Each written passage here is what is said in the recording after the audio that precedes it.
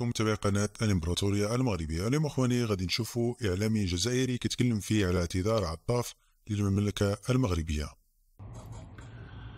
خاوتي واتاتين والسلام مرحبا بكم يا جماعة الخير، زلف الأول والسلام عليكم. J'espère que vous allez bien, j'espère que vous vous portez bien. Alors hier le 27 mars 2024, plutôt c'était pas hier, c'était avant-hier. C'était avant-hier, ouais, j'ai pas voulu en parler franchement, mais tellement j'ai été interpellé sur cette affaire, par des amis algériens et par des amis marocains, parce que moi j'ai des amis, je suis algérien, mais j'ai aussi des amis marocains, je suis fier de l'être, de les avoir. Comme je suis très fier d'être algérien, je suis aussi fier d'être un maghrébin, et je suis attaché à la paix et à la fraternité entre les deux pays. Notre engagement là-dessus, notre engagement dans la désescalade et dans d'essayer de tisser des passerelles pour réconcilier les deux pays est un engagement fondamental qui fait l'identité d'Algérie, parce que nous le défendrons jusqu'au bout. Alors, le 26 mars dernier, Ahmed Attaf, le ministre des Affaires étrangères algérien, s'est exprimé sur la fameuse affaire des confiscations des biens de l'ambassade d'Algérie qui a marqué le début du mois de Ramadan. Au début du mois de Ramadan, cette affaire a éclaté entre le 13 et le 15 mars. Il y a eu une énorme polémique. Alors, le ministre algérien des Affaires étrangères nous a étonnés. Il a calmé la situation. Il a dit que non, c'est une affaire qui était close, où le Maroc avait pris une décision qui a été jugée appropriée suite à la réponse de l'Algérie à ce sujet. Un discours totalement différent et radicalement différent du discours habituellement radical, violent, brutal à l'encontre du Maroc. Alors que, je vous rappelle que dans cette affaire, le ministère des Affaires étrangères avait adopté une attitude extrêmement violente dans un communiqué où il parle de provocation, qui va répondre à ces provocations par tous les moyens appropriés.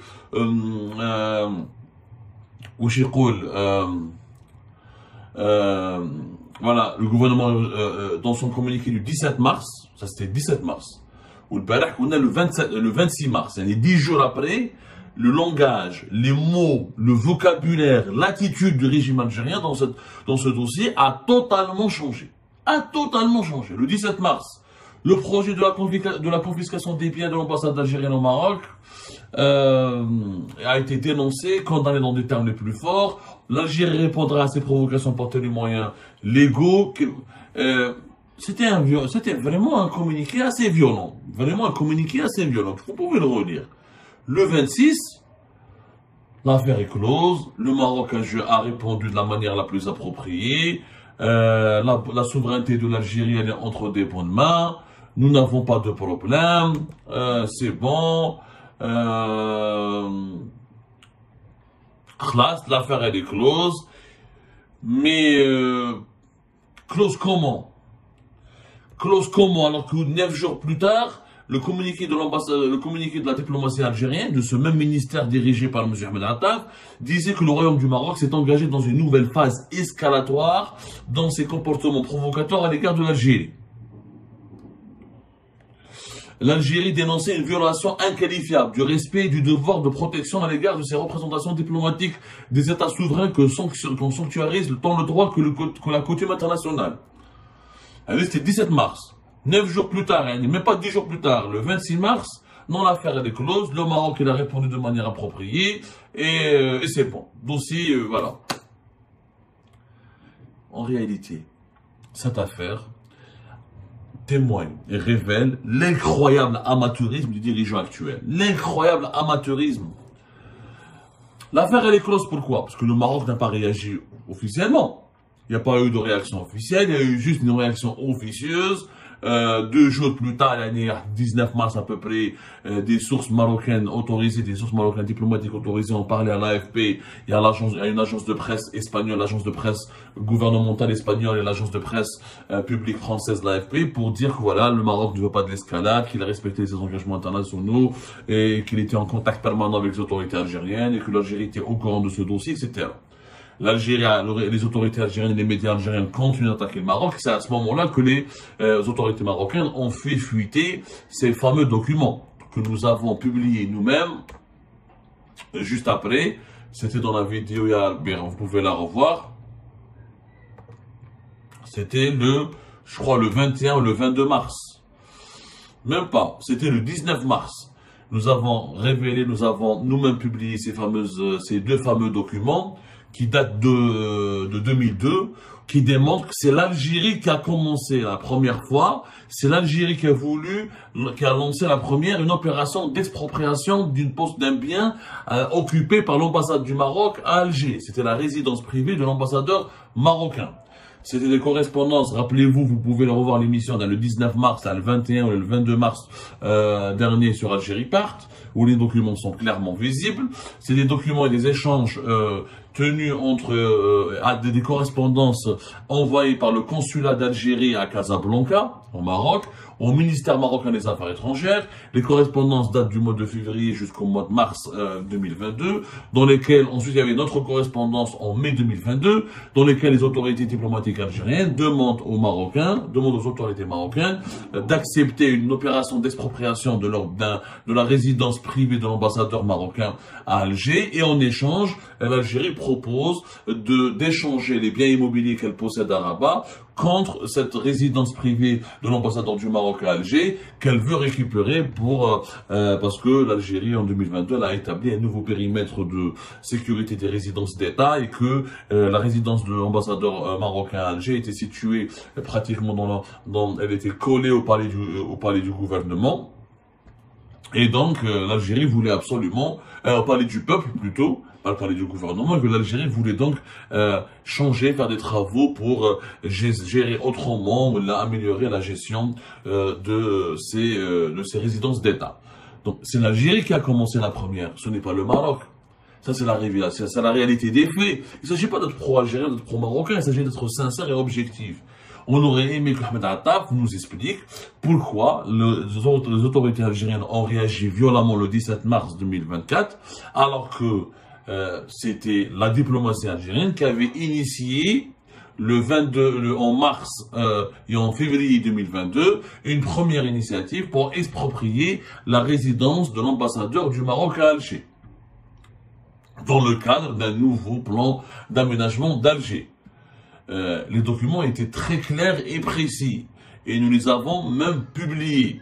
Et plusieurs médias internationaux et médias marocains les ont même publiés.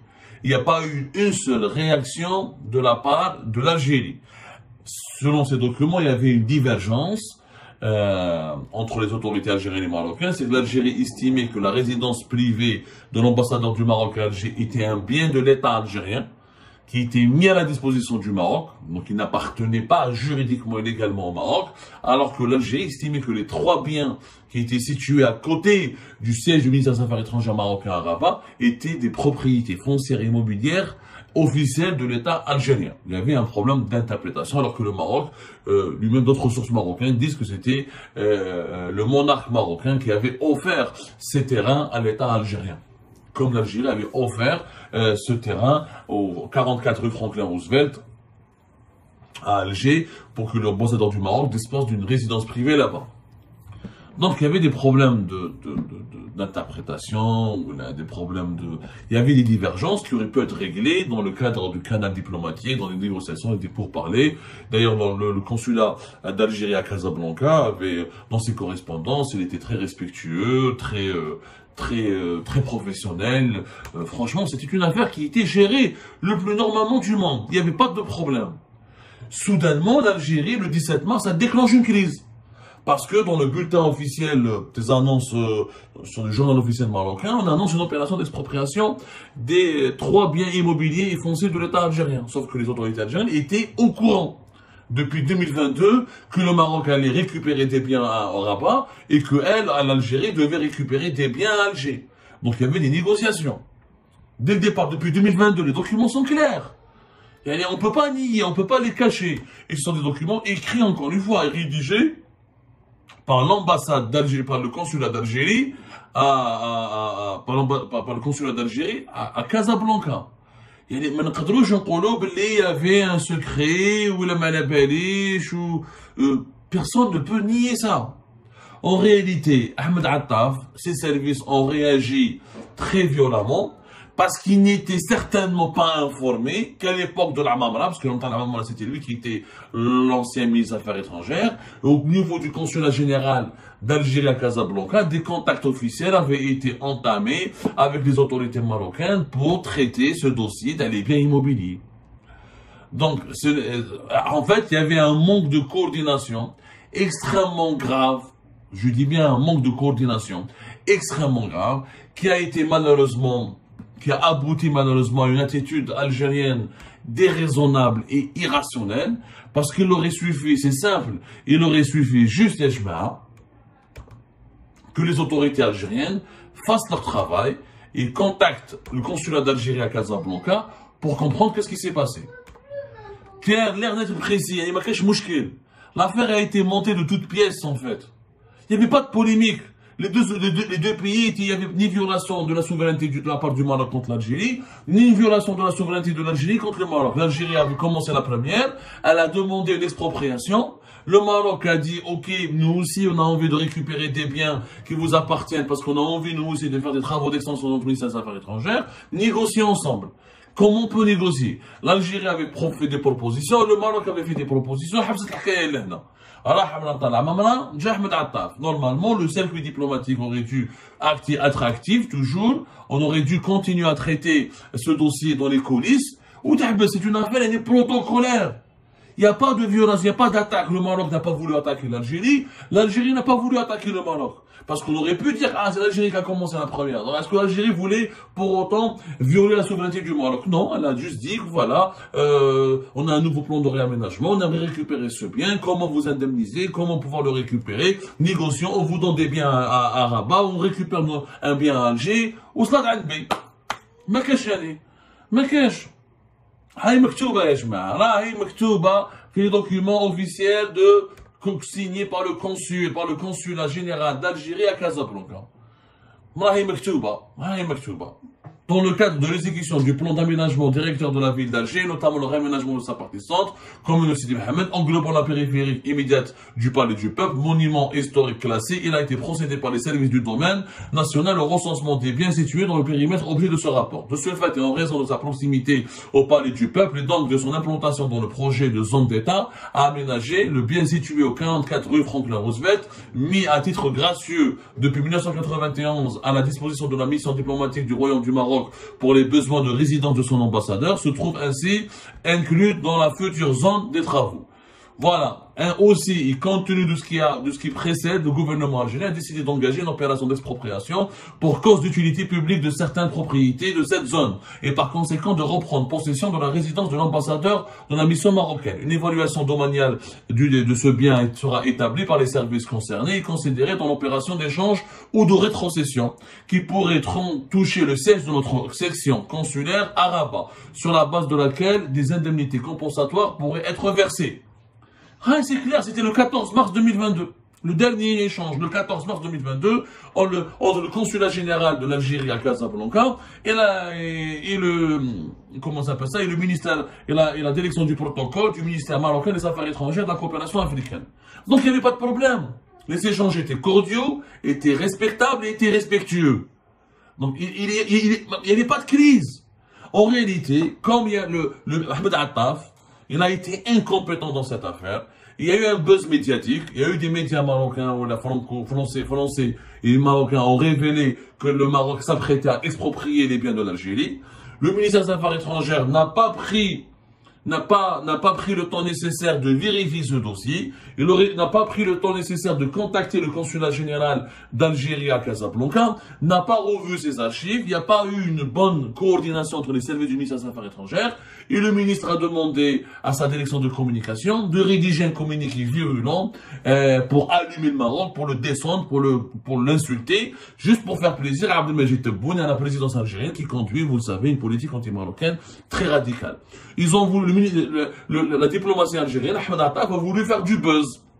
Où il a voulu faire du buzz, où il a été contraint par la présidence de réagir violemment pour attaquer les Marocains, pour les insulter. Alors qu'en réalité, il n'y avait pas de problème. Les négociations étaient en cours depuis 2022 et les accords étaient en train d'être négociés pour que chacun des deux États récupère un bien qui lui appartenait. là pour qu'il soit indemnisé, ou là pour qu'il puisse récupérer ou la céder à son bien sans qu'il soit lésé. Il n'y avait pas de crise. الى هنا اخواني نكون قد وصلنا لنهايه الفيديو. كنتمنى يكون المقطع والفيديو قد نال اعجابكم. ما تنساوش دعمونا بزر الاعجاب، كذلك ما تنساوش الاشتراك في القناه وتفعيل زر الجرس باش توصلوا بجديد القناه اول باول.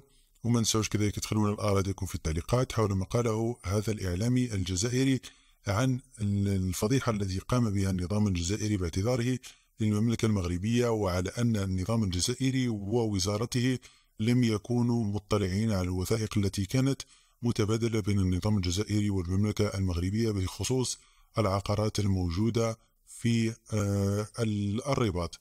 كذلك يا إخواني ما تنسوش مشاركة الفيديو مع جميع الأصدقاء على جميع مواقع التواصل الاجتماعي، ونتلاقوا إن شاء الله فيديو قادم وموضوع جديد. إلى اللقاء.